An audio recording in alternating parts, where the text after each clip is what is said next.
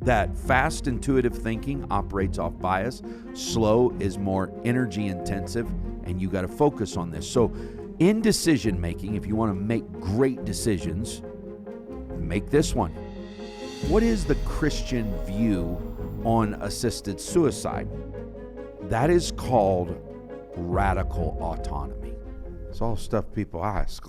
All right, everybody, for this week's episode of Truth Talk, we're going to start out with some tea time questions. Question number 1, milk before you put the cereal in or after the cereal? I don't know. I've never thought about it. Do you put your milk in the bowl before you pour your cereal? No, cereal. Why is that? I have no idea. You can't unpack the No, reason. I eat cereal at 3 a.m. before I go to sleep. My head isn't even, like, I'm not even thinking about it. You just get enough Fruity Pebbles in the bowl, and then you put milk in there. And if it's not Fruity Pebbles, you're like, what's going on in this house? The question is, what is your note-taking system for working your library? My library. So typically what I'll do is you've heard me talk about color codes. So like I use green, blue, black, and red. And it's a hack from I preach off the margins of my Bible. I don't use notes. So in the margins of my Bible, as a public speaker, whatever jumps out at me, red jumps out at me more than green. So red is I love it. Green is I disagree with it or dislike it. And then black is just general information like a quote or a statistic or something. Blue is the curiosity color. Blue, I need to know more about it. So the note-taking in the margins of my books, if I'm going through it, I'm trying to mark out, cross out stuff, write notes in the margin in green. Then is that what you're asking, kind of that, or more notes? Yeah, that was the question, is just what are you doing when you're working through your library? So everything in green, don't like it, disagree with it, strongly resist it. Black, it's just fascinating to me. I may use it, may not. Red, copy and paste, I love it, I'm using it. Blue, need to know more about it, it's my curiosity color. So then the secretary will take the book, and whatever I've underlined in green, we'll write that out in green, and then my notes, it goes in Evernote, and then anywhere I am in the world, I can refer back to it. Now, I have a lot of notes. I have cards that are made that just say Douglas Walker's Library, and I'm constantly filling up them little 3x5 cards. Those get given and typed out, and they become like, thoughts about whatever. But 90% of all my notes while I'm reading is in the margins of the books. And then if I want to take it and migrate it into something, then I'll use one of the 3x5 cards. And then, in note taking on the book, in reading books, I'm constantly asking myself questions. Do I know enough about this? So.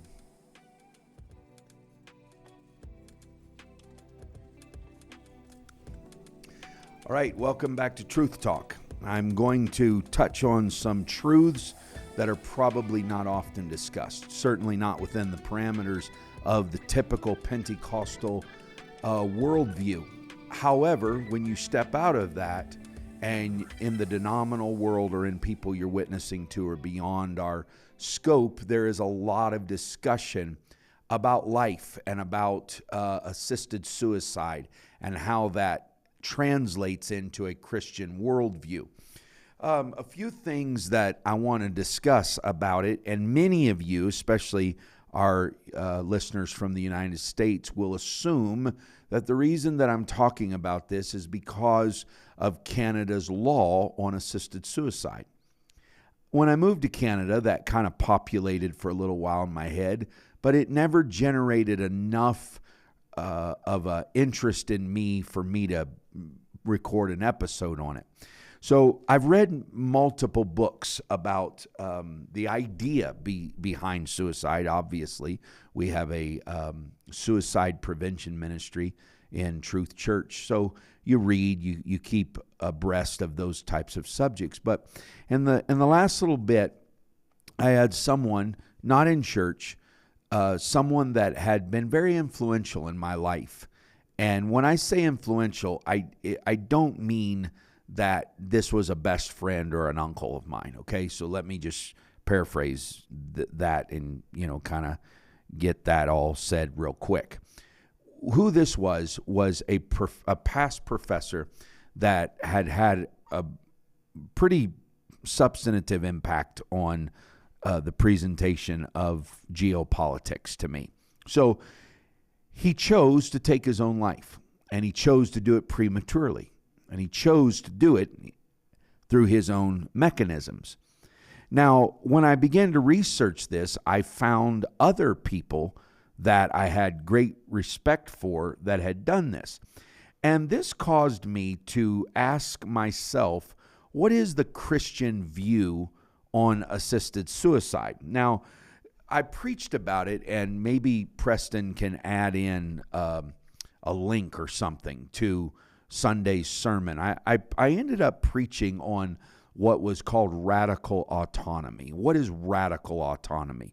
It is the idea and the supposition that you have self-governance and dominate the space that is called you, your own life, to the degree that you feel like your choices are, greater than anyone else's input, including a divine input. So radical autonomy is a sin for two reasons. Number one, it is rebellion against God. Genesis chapter 2, verse 16, 17 will show us that radical autonomy leads to self-governance. Self-governance is rebellion against God's preordained system. Now, let me preface this. After the sermon Sunday night, I was teaching another Bible study recently, and our new converts were in the Bible study, but many of our church people were as well. And I began to take questions. They began to ask, what is your view on assisted suicide as opposed to refusing medical intervention, I think they called it, or assistance? To me, that's different, okay? If someone, say, is in their third round of battle with cancer, and they simply say, I don't want to do this anymore. This is the third surgery, third round. I'm tired. I'm 83 years old or whatever. I'm not, please don't, or 160, there. I don't want 80-year-olds to feel like I, just automatically think that they're talking like this. But if you're 80-something years old, or you say, I don't want to live like this. So there's this tension between quality of life and quantity of life. And when quality of life does not meet what it needs to, then quantity of life seems to be kind of a vain repetition of something you're not enjoying anyhow. So if someone is in something and they refuse medical assistance, that's because they're already in it, they're tired, they're worn down. The interesting part of assisted suicide is it oftentimes in the elite it's being enacted not because they're going through something. That's the argument people use. Well, if I'm in this stage of cancer and I've went through this many surgeries and, do I want to go through? That's not what we're talking about. What we're talking about is someone that gets to a point in their life, they're cognizant, they have mental cognition that's healthy, functioning, body's functioning, familial relationships and bonds are well intact. The societal construct in which they live, great. And then they decide, well, probably in the next 3 years, statistically, if you're this age, you're going to go through ABC. I don't want to go through that, so I'm going to end my life before I get to that point. That's the real argument around that. So, first of all, I want to talk about a brilliant man in the United States, okay?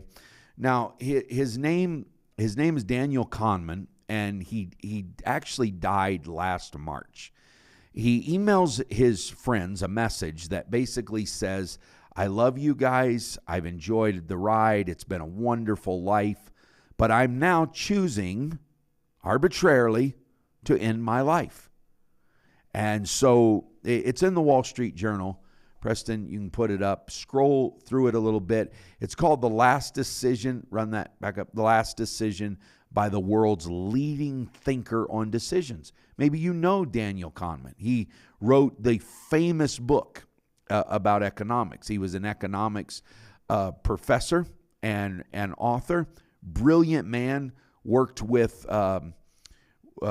presidents and whatnot. But in the Wall Street Journal article, it was written March 14th of 2025. So this is a very recent article. But in mid-March of last year, Daniel Kahneman flew from New York to Paris to unite with his daughter and her family. They spent days walking around the city, going to museums and the ballet, savoring soufflés and chocolate mousse.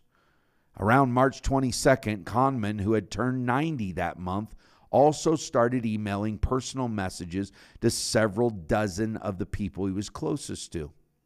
On March 26, Kahneman left his family, flew to Switzerland, and this is what it says. This is a goodbye letter. I am sending friends to tell them that I'm on my way to Switzerland, where my life will end on March 27th. He flies into Switzerland, checks himself into a facility. Now, this is not, you're not talking about a man who's suicidal, okay? If you stack rank all of the mental profiles of what a suicidal person pans out as, this man doesn't meet any of the mental cognition typologies or any of the other things. In fact, he is a master at understanding human judgment, decision-making, and behavioral economics, okay? His academic career is just mind-boggling what this guy did. He held positions at institutions such as Hebrew University of Jerusalem, the University of British Columbia, and Princeton University. Now, his early work on visual perception and attention led to a brilliant book that he wrote called Attention and Effort. Okay. And so he made huge contributions to the economics world. And he talked about decision making, and he had a rating of what he did. So one of his most famous books was written in 2011. Think about this. 13 years ago, he writes the book Thinking Fast and Slow. Many of you have read it. If you have not read it, you probably should. It is a fascinating book, okay? It breaks the system of thinking into 1 and 2 ranges. System 1 is fast, intuitive, automatic. System 2 is slow, deliberate, and logical. And this framework has influenced fields ranging from economics to medicine and public policy. So the guy was extremely involved. Now, in Thinking Fast and Slow, he compares how to help with quick decisions and what is the stack rank of dangers in quick decisions. Well, number one, they're prone to biases and errors. You got to think on your feet. And if you're thinking and making decisions intuitively, what are you relying on to make that decision? You're not relying on analytics. You're not relying on statistics. You're not relying on empirical evidence. You're relying on what? Gut instinct. Where do you get gut instinct? Past experiences, past feelings, past prejudices possibly. Whatever it is that makes up the composite generalization of your mind that causes you to draw up, you're going to draw out of that holster whatever gun you packed in. So the problem is in fast thinking, you have to do it, okay? But where are you drawing from? You're drawing from your own biases. You're drawing from errors. You're drawing from the experiences that you've had. You're drawing from those quick things. Now, system 2 is deliberate, analytical, and effortful. It helps with complex problem solving, but it is energy intensive, okay? And so what happens is it takes a lot of time, takes a lot of work. So, for instance, I waste very little time in my life. I just bought a new pickup truck. I never even saw it. My son, I bought it over the phone. My son saw it before I ever did. I waste no time. I know exactly what I want. This is what I want. Send it over here, okay? I don't generate any time and cognition energy picking something that's that low level on what I want. I know it's a good truck. It's a diesel. It's going to run forever. You Chevy guys, just hold on. It's a Ford. It will run, okay? Trust me. However, when you get into this, you got to choose what you want to spend your energy on. Is this a fast thinking, slow thinking thing? If it's fast thinking, you're going to do what? Operate off of your biases. How can I buy a truck over a phone? Easy. I have a bias. I have past experience. I can't test drive the truck and get any new information. I've drove a Power Stroke diesel my whole entire adult life practically. They run forever for me. They may not run forever for you guys, but for me they do. And so I don't have to think because I already have a preformed opinion. However, when you get me out into, as a pastor, I have to make a decision about what is our public statement and policy on any number of issues. That you want to move into slow thinking. So here's what Daniel Kahneman lays out. That fast intuitive thinking operates off bias. Slow is more energy intensive, and you got to focus on this. So in decision making, if you want to make great decisions, make this one. Number one decision you need to make about every decision is, does this fall into the fast or slow category? I'm buying a truck, fast category. Just do it. Pull the trigger. Marriage, definitely. System number 2. Go as slow as you can. Think it through. Analyze it. Spend a lot of energy talking about it. Okay?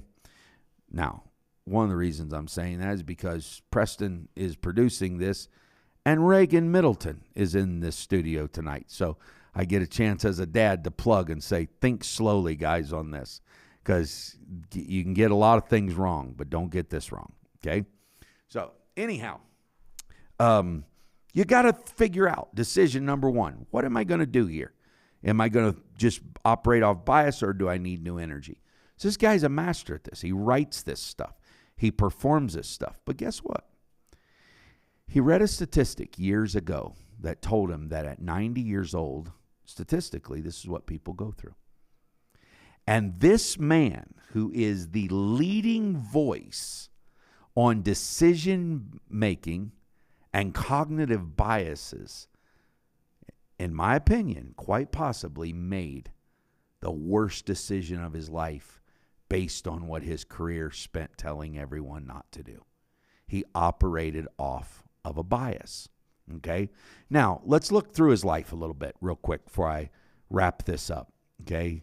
So show him the book. You showed him the book, Thinking Fast and Slow. Look at this guy who won a Nobel Prize. Okay?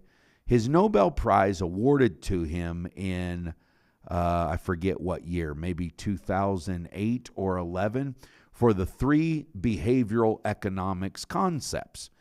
And brilliant guy, okay? Maybe it was 2000. Just find it for me, Preston, what it was. So he wins this prize. I didn't realize this, but when I came down and started punching this through, and Preston was working this out, he won the Presidential Medal of Freedom Award or whatever. Think about this. Everything that everybody counts as a success, this man did it. Until one day, last March, he flies into the city and for 5 days walks around with his daughter and his wife, okay? He had won the Nobel Peace Prize in 2002, okay, in economic sciences. For his contributions, the prize recognized his work integrating insights from the psychological research into economic science, particularly concerning human judgment and decision-making under uncertainty. Think about this. The guy who gets the Nobel Peace Prize for economics because he teaches people how to make great decisions. Quite possibly makes one of the craziest decisions you ever hear in your life. So he gets this, wins all these awards, okay? And what he does is he kills himself. Prematurely, I might add. He's not going through something. He's not living in a cognitive decline. He also wrote a book called Noise in 2021. Think about that. Kills himself in 2024, and in 2021, he writes a book addressed in inconsistencies in human judgment, random variability. Okay? His awards and recognitions, I don't have time to read all that, just flows and runs down. But the reality is here's a man that quite possibly had one of the major mental shortcuts malfunction in his life. And that was somewhere years ago when he was very young. He said, I read a statistic that 90-year-olds start experiencing this, and I've chosen to opt out prior to me experiencing this. Okay? So he frames it in the prospect theory. He deals with it. Decision-making under uncertainty, he deals with it. Reducing noise, he deals with it. By applying these principles, he thinks you should be rational, more informed, and effective decisions. Okay, the only problem is that he fell prey to his own work. The last decision made by the world's leading thinker on decisions was one that was built around a bias he had many, many years ago. Now, when you think about what this man experienced, okay, he said, I'm a lot smarter and I have a right to end my life. Well, guess what? That is called radical autonomy. And that is a system that denies the divine right of governance in one's life. See, this is easy to get, okay? Anybody can understand this. Carson, if you're listening to this, ask Emily. Emily will explain it to you because Emily gets it, okay? So just watch it, and Emily will tell you later on. What happens in people's minds is they stand there and say, I have the right to govern my life in spite of what everyone says, including God. And so what you are introduced to in the Bible is that radical autonomy is rebellion, but more than rebellion, it's idolatry. It is so radically autonomous that it tells God, you don't have a right to lead me. You don't have a right to end my life. I can go through the theology of it. I could go through assisted suicide and how one does not have the right to say when one dies. Okay? But more importantly, the theology includes that it is rebellion, it is idolatry. What is idolatry? It is self-governance. It is us asking the idol that we make. Nobody makes an idol and asks the idol to ask it back something more than what it wants to give. If this is my idol, and I make my idol right here, okay, who made the idol? I did. So who's going to tell that idol what it can ask me? Me. Because whatever's going on up here that says I need this, it's going on in my mind that says this is going to ask me of that. So idolatry is a cycle, and it's an endless loop that just turns the mental cognition of one's own weaknesses into worship. And therefore, I make the idol, and then the idol asks me back what I want it to ask. Okay? So when you get into the idea that the elite, let's talk about the elites for a moment. Are they just millionaires, billionaires? Probably, absolutely, okay? But in this sense, this man is an intellectual elite. And yet, somewhere he reads an opinion in Wall Street Journal tells you exactly what it was. One man said, I've never seen a better planned death than the one he designed, okay? But the reality is there may be flaws in his thinking. Think about this. In 2008, for Thinking Fast and Slow, he wrote, during Her last illness, my mother lost her remembering self. She could not tell you much about her current stay in the hospital because she remembered so little of it. I discovered to my dismay that I knew much more about what she had gone through than what she did. Okay? But then he says this, I have believed since I was a teenager that the miseries and indignities of the last years of life are superfluous, and I am acting on that belief. Okay?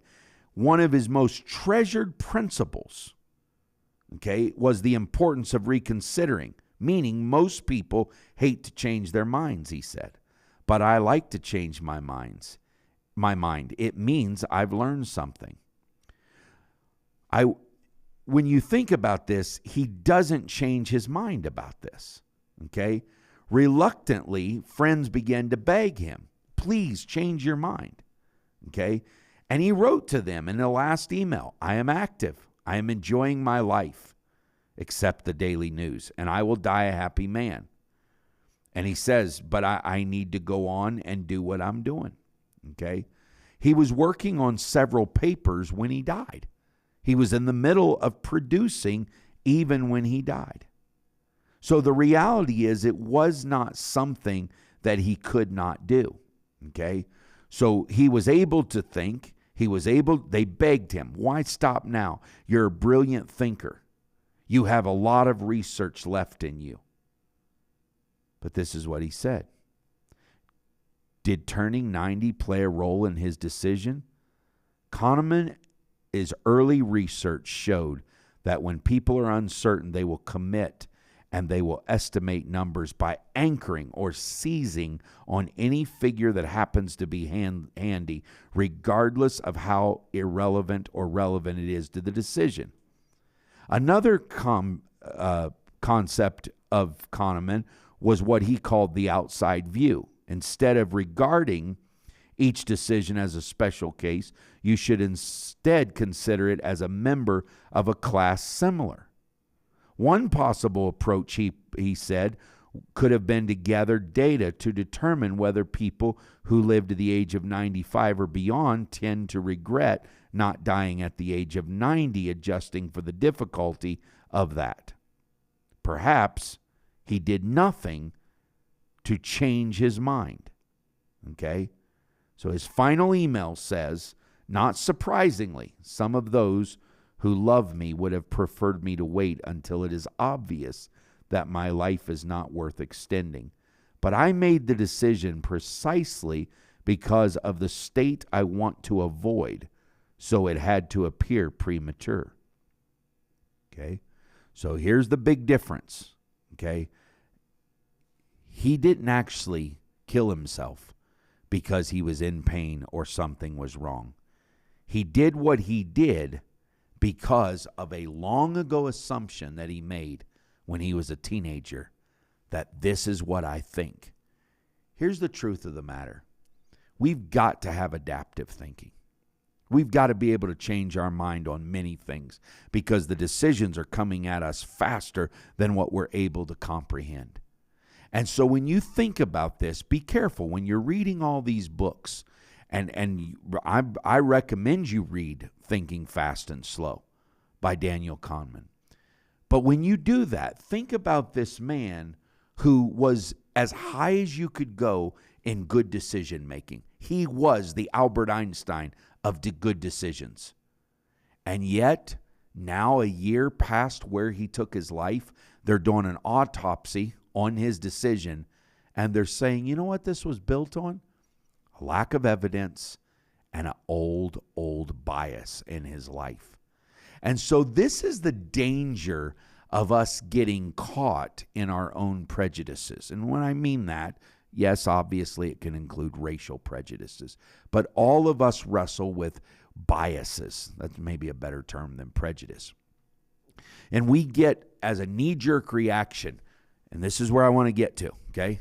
People say, well, this group is conservative, or this group is liberal, or this group is organized, and this group is independent, and this group is disorganized. And yet, I travel across all the clubs. I preach in all of the organizations. Okay? They all have conservatives and they all have liberals. They all have organization and they all have disorganization. I brought this whole thing up to show you that no matter cognitively what we know, we all have biases in our head, and we cannot operate on the old latent biases in our mind. Because what happens is we begin to judge off of fast thinking. Where's fast thinking connected to? Biases. This is what caused me in my teenage years to struggle with preachers. I was, to say that I was a preacher hater, I don't know really what that definition is, but to say I didn't like them, God, I didn't like them. Couldn't stand them. Did I want to be one for a period of my life? No, absolutely not. There was something abhorrent. Why? Because of something I had seen or experienced or perceived. Maybe I didn't see what I thought I saw. Maybe I didn't experience what I perceived that I experienced. Whatever that was, a bias comes into your mind. That's where you need God to tell you to judge every situation and every person on their own merit, not on your past experiences. Everybody's been done wrong by somebody, right? Everybody's done this. So here's what I've done in this episode, in this talk, and I'm winding this up, is I've taken the premier thinker on decision making and showed you that the one little tiny bias that he let live through his whole life, when he went to operate, he reverted back to that bias. I encourage you to go on to the Wall Street Journal. Can you put a link to it, Preston? Read The Last Decision by the world's leading thinker on decisions. It's like, I can touch the button here and it says it's a 3-minute read. So it's an easy read. But read it. It'll encapsulate what I'm trying to say. And think about yourself and think about your mind and your friends and your ministry and your family, and think to yourself, can I do so good for so long and then at the very end make the worst decision of my life? Jesus brought this up and said it's how a man ends the race. The Old Testament talks about a man that lives his whole life a certain way, and then he dies. If he dies unrighteous, that's what he is. It matters how we decide. It matters how we contemplate and how we are relationally engaged. So I'm asking you not to trust in your experiences. I'm asking, keep on the game, keep out on the edge, and don't judge people by the card they carry or the club they're in or the group they're in. Judge them because of the weight of their character. And this is what Jesus taught us to do, that you shall know them by their fruits. It is absurd. It is completely asinine for someone to walk into an orchard, and because the tree next to the tree you're judging is a lemon tree, you look at it, it's obvious it'll have oranges on it, but you say, nope, if it's in a lemon grove, then it's a lemon tree. Nope. Yeah, I've been in Southern California for years, and they would have oranges and lemons and citrus growing together. That's the same thing it is in communities, same thing it is in organizations. Whatever it is, you need to learn to judge every single person by the fruit they bear, not by the fruit their neighbor bears or the fruit somebody around them bears. Judge them, like Jesus said, by the fruit that they bear. Because if we let the latent biases sneak through, what happens is we get caught by our own inability to see how dangerous it is to operate on bias. So think clearly and think faithfully and think scripturally. But whatever you do, don't assume that because you've thought right this long that it'll always go that way. Be vigilant. Be awake. Be aware. Be curious. Ask questions and weigh out, who is this? Well, this has been my friend forever. But if that friend comes into something where it begins to contaminate everything around. Get out of that, because you could waste a whole entire world of work based on one bad decision at the end. And so do what Jesus said and judge righteous judgment. And to do that, you have to discern the spirits. You have to be curious. You have to be awake, and you have to be aware. Keep at it and pursue the truth. Okay? Don't just pursue the club that you think is closer to the truth. Truth is not something I believe. Truth is not a set of standards. Truth's somebody, and that somebody died for me. Pilate said, "What is truth?" Jesus said, "I am the truth, the way, and the life." I'm looking for the truth.